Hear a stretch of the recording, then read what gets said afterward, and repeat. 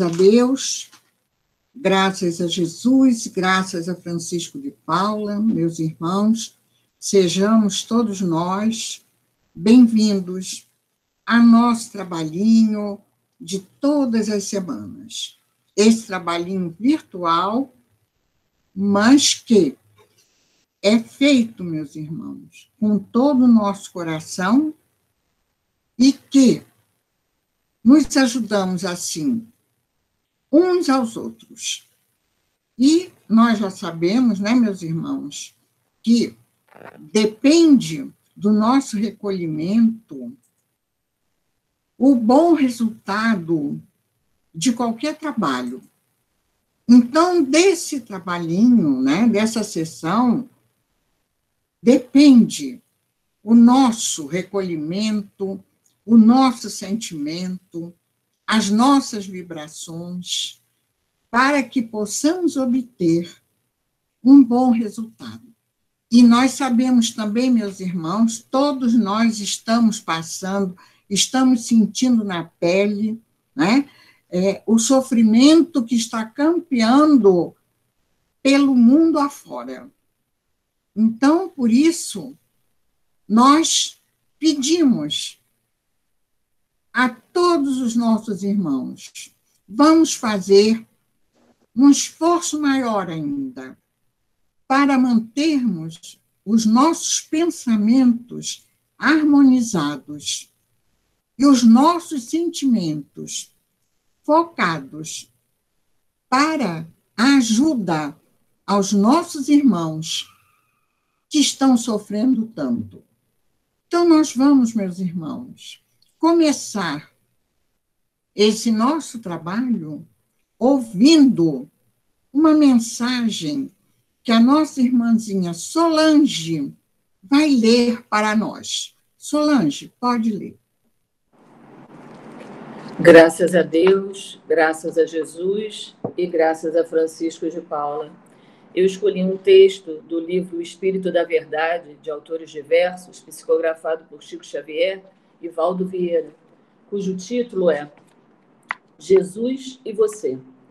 Nosso mestre não se serviu de condições excepcionais no mundo para exaltar a luz da verdade e a bênção do amor. Em razão disso, não aguarde renovação exterior na vida diária para ajudar. Comece imediatamente a própria sublimação. Jesus não tinha uma pedra onde recostar a cabeça. Se você dispõe de mínimo recurso, já possui mais do que ele. Jesus, em seu tempo, não desfrutou qualquer expressão social. Se você detém algum estudo ou título, está em situação privilegiada. Jesus esperou até os 30 anos para servir mais decisivamente. Se você é jovem e pode ser útil, usufrui magnífica oportunidade. Jesus partiu aos 33 anos. Se você vive na idade amadurecida e dispõe do ensejo de auxiliar, agradeça ao alto, dando mais de si mesmo. Jesus não contou com os familiares nas tarefas a que se propôs. Se você convive em paz no recinto doméstico, obtendo alguma cooperação em favor dos outros, bendiga sempre essa dádiva inestimável. Jesus não encontrou ninguém que o amparasse na hora difícil. Se você recebe o apoio de alguém nos momentos críticos, saiba ser grato. Jesus nada pôde escrever. Se você consegue grafar pensamentos na expansão do bem, colabore sem tardança para a felicidade de todos. Vemos assim, nasce e não depende de aparências para projetar-se no rumo da perfeição. Jesus segue à frente de nós. Se você deseja acertar, basta apenas segui-lo. Sigamo-lo, pois. André Luiz, graças a Deus. Graças a Deus. E, meus irmãos, vamos, então, unir os nossos pensamentos e vamos orar, meus irmãos. Graças a Deus, a Jesus e a Francisco de Paula. Senhor, aqui estamos reunidos, um punhado de irmãos, para, Senhor, vos pedir, vos louvar vos agradecer. Aqui estamos, Senhor, reunidos, irmanados pelo mesmo sentimento do trabalho em favor do nosso próximo e de nós mesmos. Aqui estamos, Senhor, de joelhos, suplicando que possamos ter na noite de hoje uma lição que fique gravada nos nossos espíritos, que possamos ter na noite de hoje aquele sentimento maior que deve nos guiar e que Jesus nos ensinou, que é o sentimento da caridade, que esse sentimento possa aflorar dentro de nossos corações e que através desse sentimento, Jesus amado, nós possamos aprender a cultivar o amor uns pelos outros.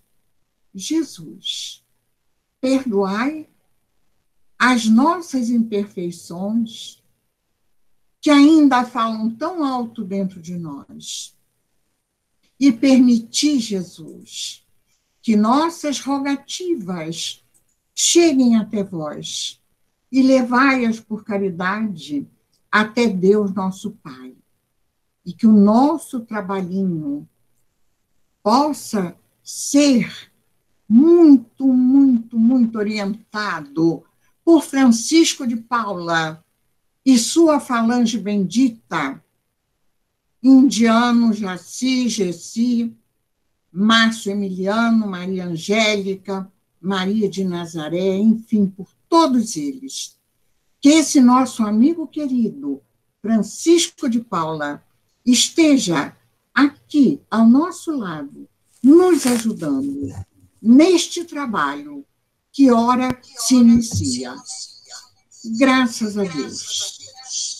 E a Francisco de Paula. E agora, vamos ouvir um trecho do Evangelho. Minha irmãzinha Denise, por favor. Graças a Deus, a Jesus e a Francisco de Paula. Boa noite.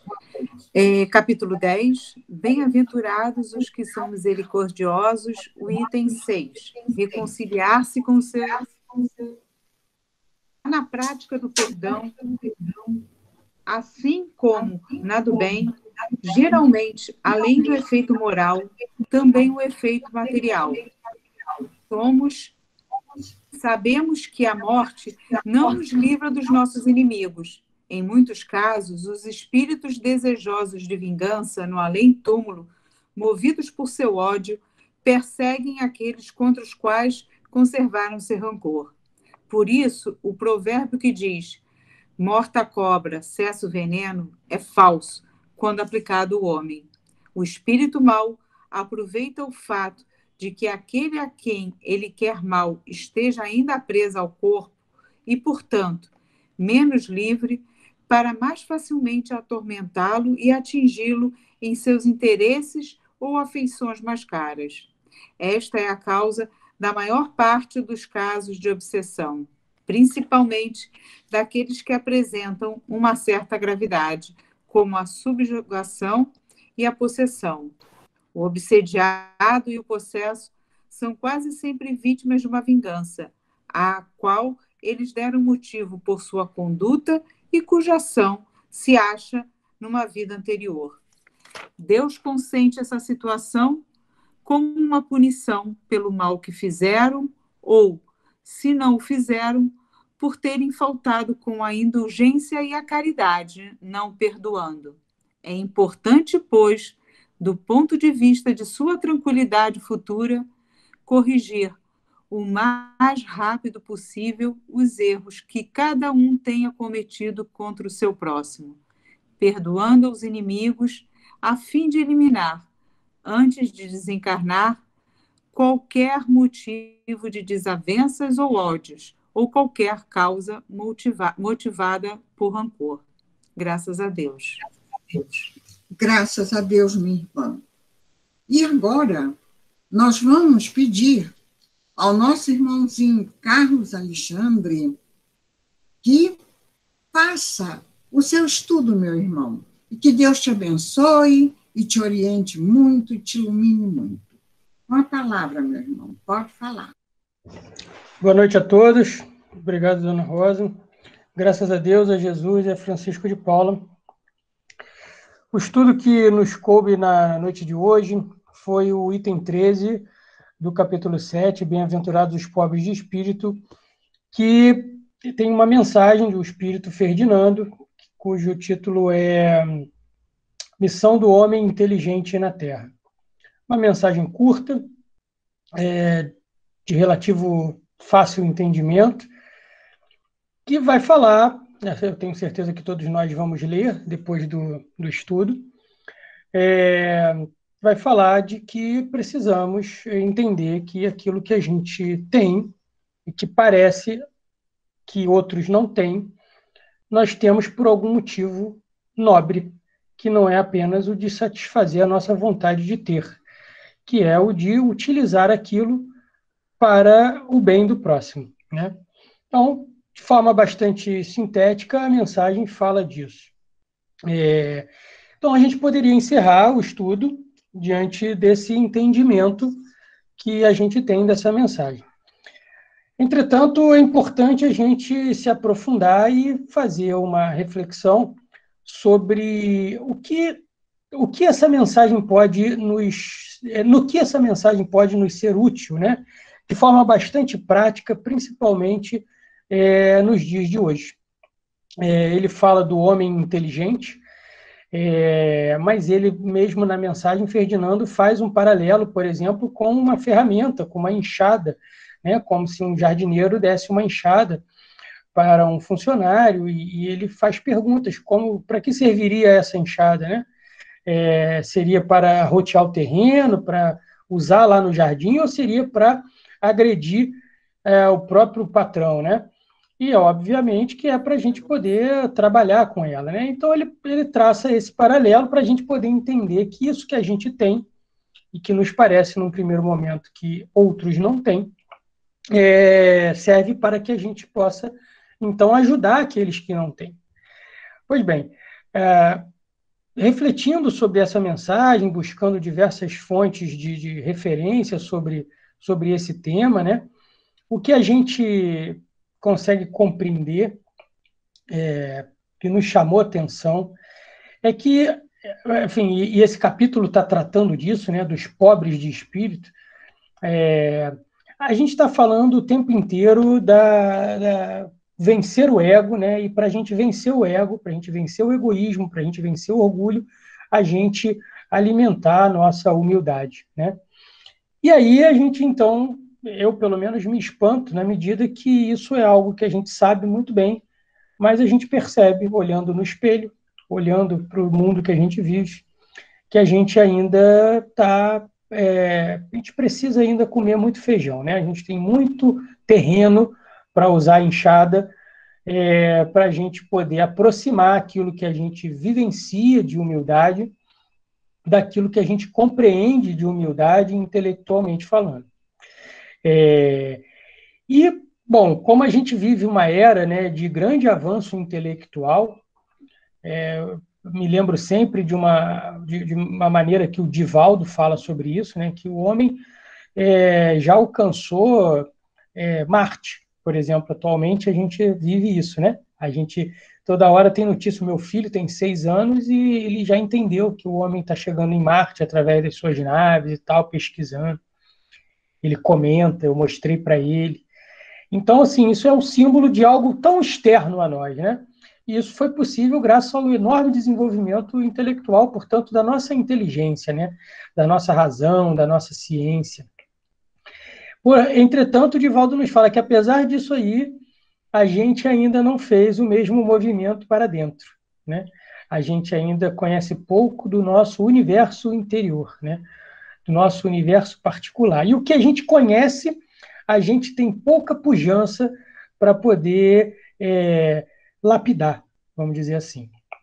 quando essa mensagem fala para a gente da nossa missão, e aí veja, eu estou considerando que nós somos os homens inteligentes, então essa consideração por si só já nos parece um pouco pretensiosa. Entretanto, de fato, a gente pode nos considerar seres inteligentes, né? Porque avançamos tanto intelectualmente no nosso mundo, a ciência avançou, melhoramos o nosso planeta em diversas coisas, melhoramos nossas moradias, nosso transporte, nossas instituições. Apesar de sempre reclamarmos de tudo isso, nós somos muito diferentes, né, do homem primitivo. Apesar disso tudo, a gente ainda está amarrado, a gente ainda está preso ao nosso próprio comportamento egocêntrico, né? A nossa maneira de encarar todas as coisas, instintivamente pensando primeiro em nós mesmos, pensando primeiro em satisfazermos a nossa vaidade, esse ego que é tão poderoso, né? Ainda é senhor de nós mesmos, ao invés de respondermos já aquilo que o nosso intelecto já consegue compreender. Veja, nós estamos hoje aqui usando a nossa razão, nossa inteligência para falar disso. Entretanto, no nosso dia a dia, me perdoem a ousadia, a pretensão, mas todos nós temos muitos momentos onde o que prevalece ainda são as nossas sombras, né?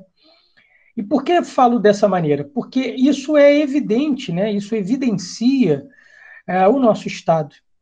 E esse mundo que a gente consegue enxergar intelectualmente, que ainda nos parece distante na prática, na vivência, ele só está distante porque a gente ainda tem a dificuldade de vivenciar isso que a gente já consegue compreender. Portanto, essa mensagem vem nos lembrar, e por isso talvez ela seja tão singela, tão simples de entender, ela vem nos lembrar que é importante que a gente pegue todas as coisas que nós temos e a gente utilize, tomando como orientação a exaltação do próximo, né? Colocar o outro numa condição melhor na vida. Seja através de uma palavra que você vai dar, seja de uma melhora material, se você puder, seja de que maneira for, a gente procurar vivenciar a todos os instantes do nosso dia, isso a partir de agora, o entendimento de que fazendo a caridade, né, auxiliando o outro, e a caridade no seu sentido mais amplo, né, no auxílio ao próximo, né, amando ao próximo como a ti mesmo. Então, com a mesma pujança com que a gente satisfaz o nosso ego, com a mesma fibra com que a gente vai atrás das coisas que a gente entende como necessárias para a gente fazer pelo outro, né? Naquilo que a gente identificar que o outro precisa. A mensagem escolhida pela nossa irmã Solange no início do livro Espírito da Verdade mostra o que a gente já sabe, né? Mas a gente precisa ser lembrado constantemente do exemplo de Jesus, né? Que nas condições que tinha, e observe que a mensagem ressalta que, se a gente for fazer uma comparação, nós temos muito mais apoio do que ele tinha, e ele fez muito mais do que nós fazemos, naturalmente por ser um espírito de escola. Mas o que vale dizer aí bom, sempre poderemos fazer alguma coisa para que a gente possa exaltar o próximo, para que a gente possa prestar a caridade, né? E dessa maneira lutando contra as nossas sombras, que tem como grande símbolo disso o nosso ego, né? O nosso orgulho, essa necessidade que temos o tempo inteiro de vencermos, de sermos mais do que os outros, de termos mais coisas do que os outros, e isso está presente desde a infância, né? Como falei para vocês, meu filho tem 6 anos, e vira e mexe, a conversa que vem da escola tem a ver com alguma competição entre os amiguinhos, né? Por alguma coisa que um tem e o outro não tem, que um tem mais e o outro não tem. Não necessariamente uma coisa material, mas às vezes quem quem acabou de comer primeiro, quem fez o desenho primeiro, quem conseguiu primeiro chegar no bebedouro. Qualquer coisa, a gente precisa ser mais, ser o primeiro, ser melhor.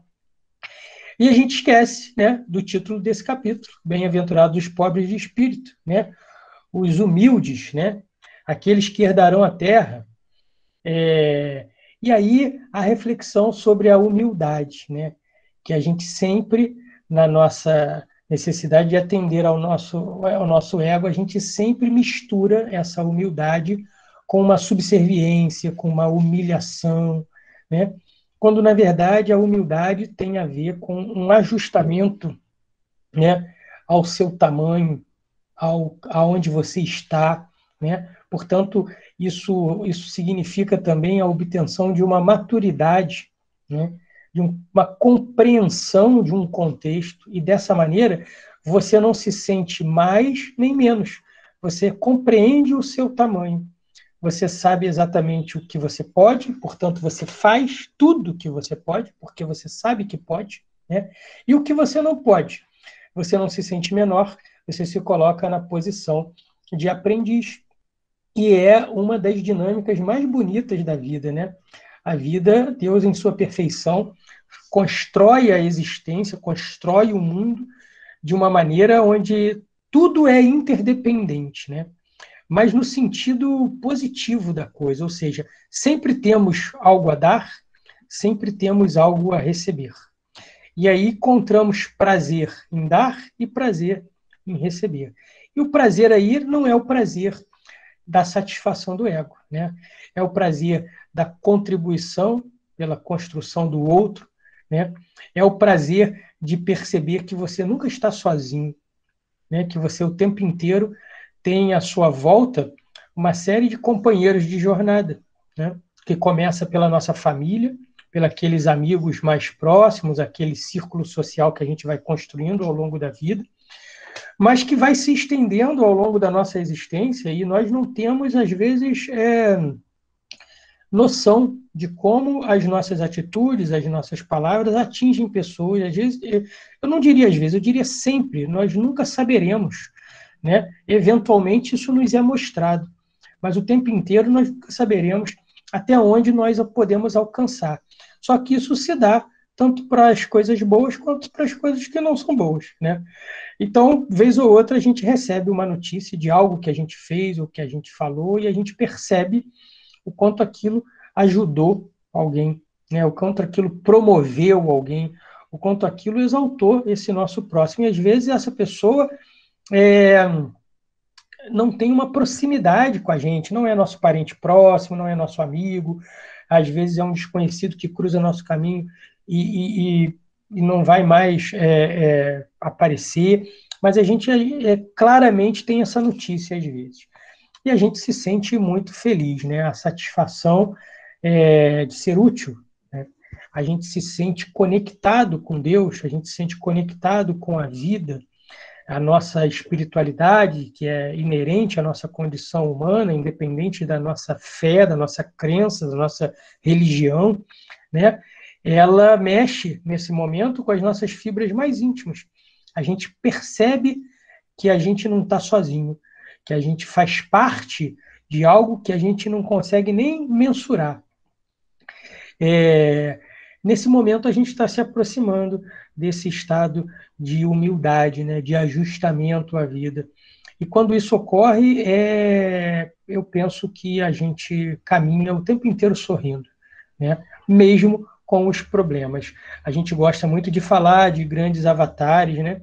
Sempre lembramos, por exemplo, do Chico Xavier, do Divaldo, de outros grandes avatares da humanidade.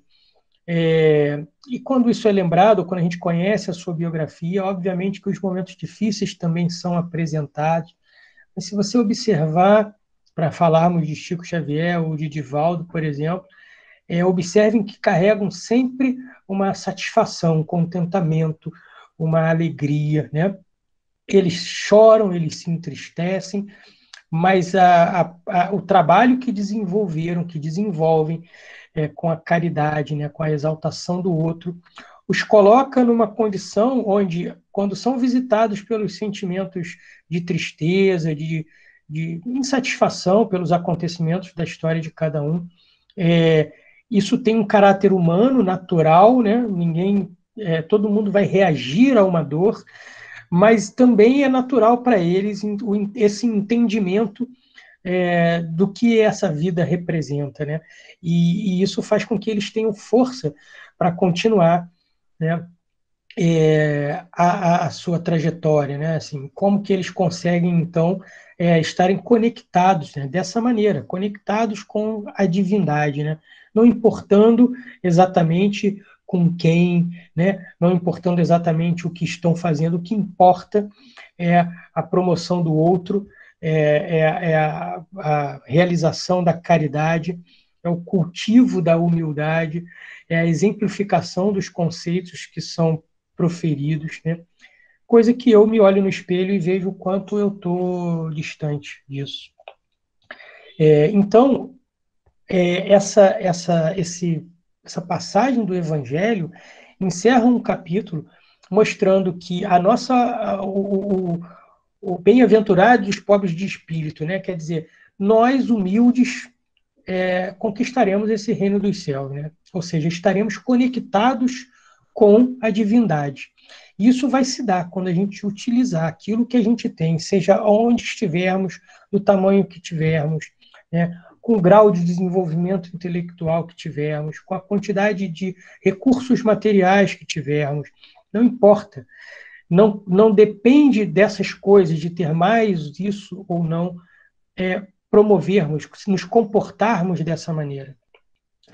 Atualmente, a gente vive um momento sempre lembrado, né, em todas as ocasiões, de diversas maneiras, muito difícil, né? Um momento de transformação, a gente entende isso, sabe disso.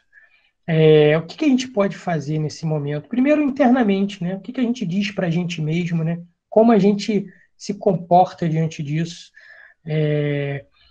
Como a gente não se permite ser tomado pelo medo, né? Nesse momento tão difícil? Como a gente modifica nosso comportamento nesse momento difícil? E como a gente pode contagiar os outros, né, com esse comportamento, né, com esse entendimento da vida. A gente tem diversas mensagens bem recentes sobre esse momento que o planeta está passando. Está tudo já encaminhado, né, fazendo parte dessa transformação. Como a gente vai, nesse momento, se comportar? A gente tem medo da morte chegar a qualquer momento, dessa maneira, né? Mas a gente sabe que Jesus, promovendo essa humildade no seu próprio comportamento, até o seu instante final, né? Sabendo, né, consciente de tudo que estava acontecendo, então, sabendo que Pedro negaria ele, sabendo que Judas trairia ele, sabendo tudo o que ia acontecer, e ainda assim, ele humildemente termina a tarefa que foi confiada a ele. Ainda assim, ele não nutre nenhum sentimento que pudesse não exaltar todos aqueles que estavam em volta dele, a começar pelos mais próximos, pelos escolhidos para continuar aquela tarefa, e por toda a humanidade. Em nenhum momento a gente vê Jesus maldizendo, Jesus reclamando, né? A gente vê ele firme nesse comportamento. Será que nós estamos firmes nesse comportamento, nesse momento tão que nos causa tanta reflexão, né? Que se por um lado acontece aí a pandemia no mundo, muitos de nós, nas nossas famílias, temos esses casos muito próximos, né? Por outro lado, a nossa vida também segue normal, né? Para usar uma palavra que todo mundo gosta de falar. A gente tem que trabalhar, a gente tem que cozinhar, a gente tem que fazer dinheiro, a gente tem que cuidar das pessoas que estão à nossa volta, a gente tem que fazer tudo que a gente sempre fez, né? Mas a gente está fazendo tudo que a gente sempre fez da maneira que a gente sempre fez, ou a gente está aproveitando esse sacode que a gente está tomando para fazer de uma outra maneira. E aí eu fico sempre achando que nós, que estamos mais próximos da doutrina espírita, temos mais responsabilidade, porque a gente foi beneficiado, eu diria mesmo privilegiado, com um entendimento, independente do grau que cada um tenha de entendimento da doutrina espírita, com a proximidade desses ensinamentos na nossa vida, a gente tem também maior responsabilidade, né, com isso. O que a gente vai fazer com isso? O que a gente vai devolver para o mundo, né, disso que a gente está entendendo? Normalmente, ou muitas vezes, a gente chega a uma casa espírita, ou chega à doutrina, né, através de alguma situação de muita dor. A gente muitas vezes tem o nosso coração acalmado, sempre, né, a gente tem nosso coração acalmado, nossa vida se encaminha, e a gente fica muito entusiasmado com a descoberta dos conceitos espíritas para aqueles que não tinham antes. Entretanto, né, passado esse momento do entusiasmo, o que conta não é essa exaltação da doutrina, né? O que conta é o dia a dia da nossa vida anônima, né? Segundo os conceitos crísticos, né? Segundo os ensinamentos de Deus, de Jesus, onde a doutrina nos esclarece ainda mais sobre isso, tem informações sobre todas as coisas que a gente quiser, e todas as informações falando diretamente ao nosso entendimento, quer dizer, ninguém precisa acreditar. Kardec fala para a gente que entre a verdade e a doutrina espírita fiquemos com a verdade. Ou seja, significa que a gente vai raciocinar o tempo inteiro. Nenhuma casa espírita obriga o irmão a fazer qualquer coisa, porque entende que cada um está num determinado degrau do entendimento. Portanto, entende que a gente vai encarar de diversas maneiras, mas todos aqueles que estão fiéis a essa doutrina entendem algumas coisas bem básicas, né? Que alicerçam a doutrina, a sobrevivência da alma após a morte, né? A reencarnação, amar a Deus sobre todas as coisas, o próximo como a ti mesmo, fora da caridade não há salvação. Uma série de máximas que a gente aprende e que a gente gosta de repetir, que sempre aparecem nos estudos, nas palestras, colocamos na tela do nosso computador, no nosso telefone, de maneira que a gente se lembre daquilo, mas eu ainda sinto muita dificuldade em ficar satisfeito com o meu próprio comportamento, segundo isso que eu intelectualmente entendo tão bem. Então é como se a nossa inteligência fosse essa enxada, e ao invés de estarmos utilizando essa enxada para rotear o terreno, para continuar a plantar, a cultivar, para construir esse novo mundo, a gente estivesse erguendo essa enxada para agredir aquele que nos deu essa enxada, né? Confiaram a nós alguma coisa. E é muito difícil, eu sei que é muito difícil. E para isso eu acho que o alimentar a humildade, né, fazer uma reflexão sobre o que é a humildade, entendermos se estamos sendo humildes nas nossas famílias, né? Ou seja, se estamos ajustados ao nosso tamanho, ou se nos achamos diferentes, melhores do que aqueles que comungam do nosso hálito na nossa casa, no nosso trabalho, né? Nas nossas atividades profissionais, a gente lida com tantas pessoas tão diferentes, muitas vezes pessoas com muitas habilidades, muitas competências, mas com tão pouca educação, com tão pouco entendimento de muitas coisas. E nesse momento nós sentimos a necessidade de devolvermos violentamente aquilo que nos ofendeu, né? Jesus não faria isso. Jesus não devolveria dessa maneira, né? E apesar de estarmos ainda distantes da condição de Jesus, ele como modelo é o que a gente precisa seguir, né? Se ele não faria, a gente sabe que tem alguma coisa fora do lugar, se a gente está fazendo.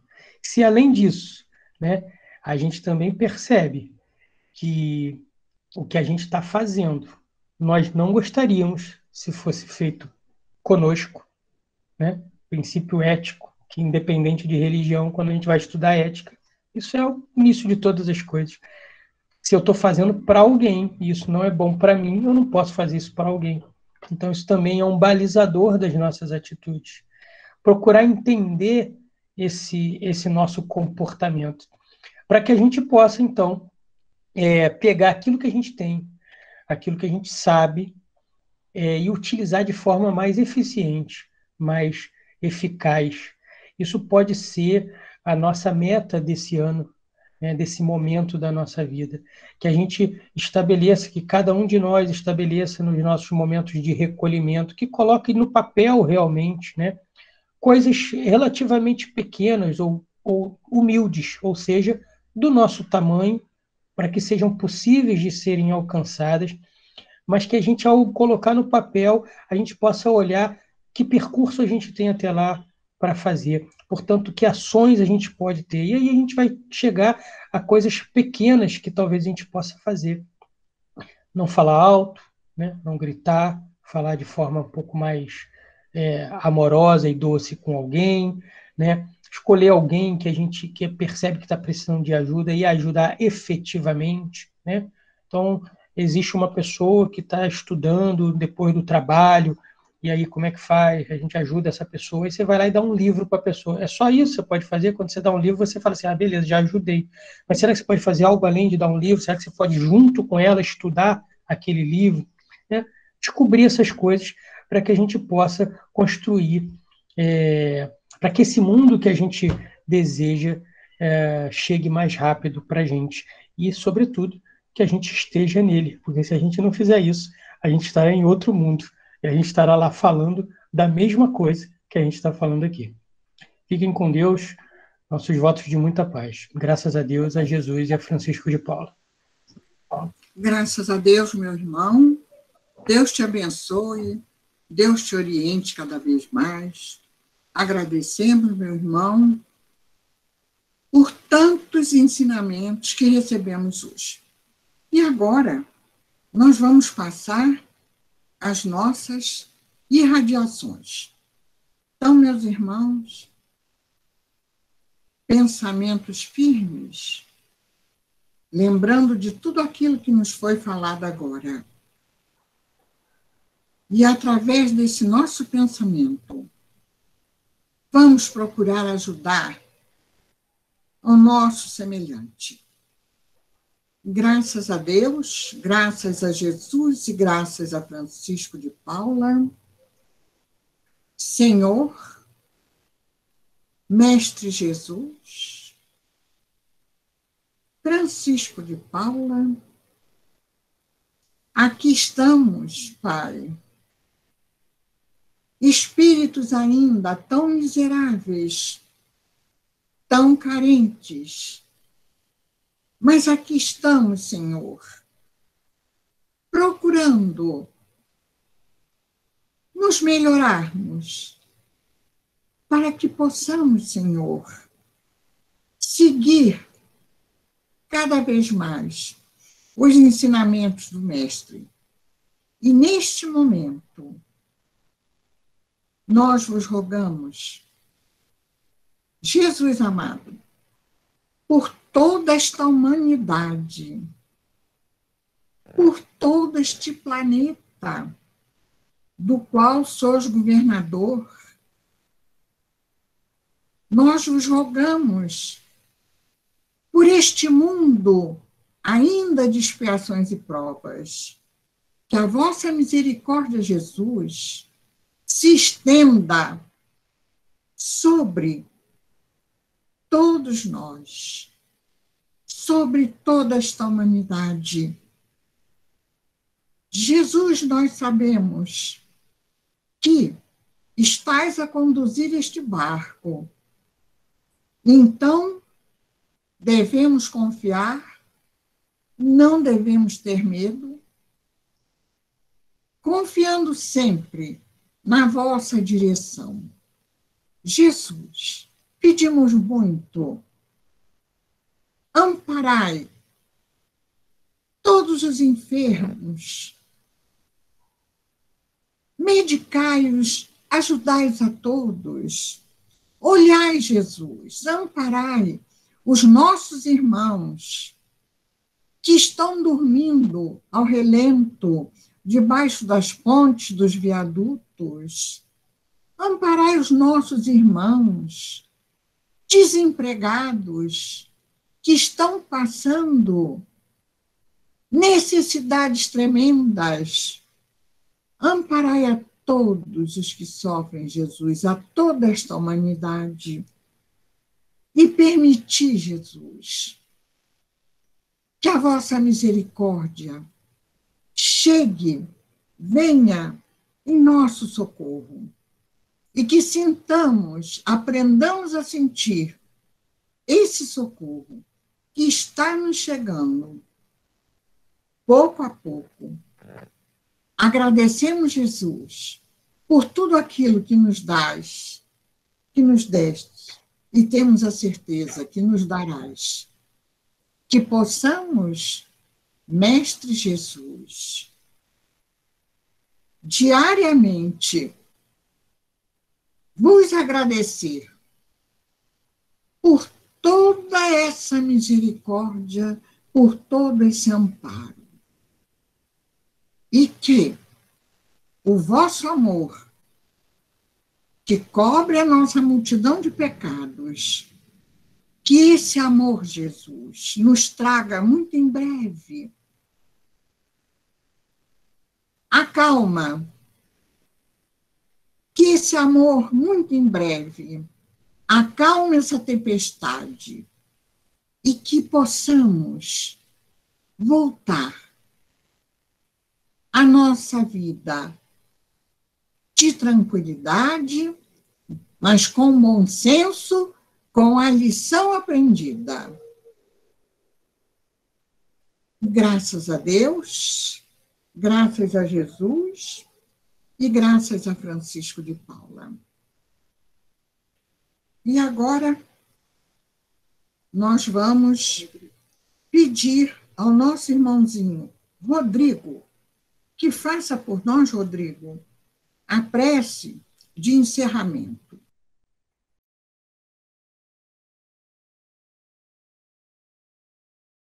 Graças a Deus, graças a Jesus e graças a Francisco de Paula.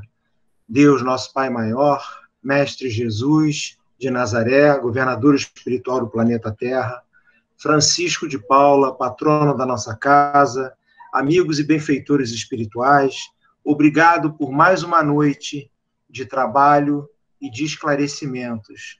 Obrigado pela nossa encarnação, pela nossa vida, que nós possamos ter uma semana com saúde, com bom ânimo, com paz de espírito, e que a gente possa refletir sobre o que foi trazido, nos foi trazido na noite de hoje, e nos lembrando de André Luiz, espírito, que nos diz: socorre o caído, levanta o caído, teus pés desconhecem onde tropeçarão. Que possamos todos nós ficar em paz, ficarmos em paz. Graças a Deus, graças a Jesus e graças a Francisco de Paula. Graças a Deus, meu irmão.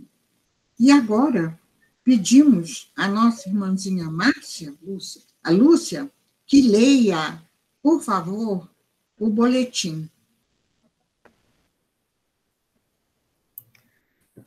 Boa noite a todos. Boletim de março, lá de Francisco.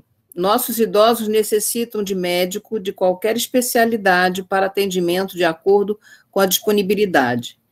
Agradecemos a doação de gás e algodão, atadura, pomada Dersane, fraldas geriátricas, tamanho G, da Bigrifral, e de luvas de látex, tamanhos M e G.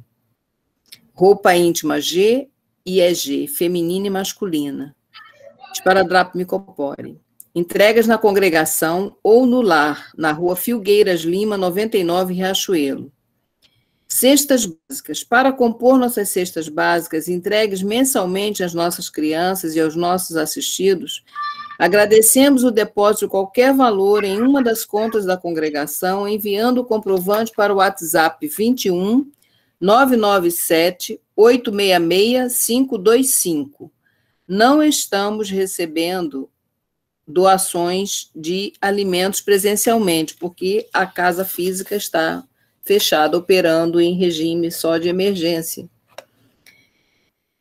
Visite o site da congregação, www.cefp.org.br, e conheça as atividades realizadas virtualmente.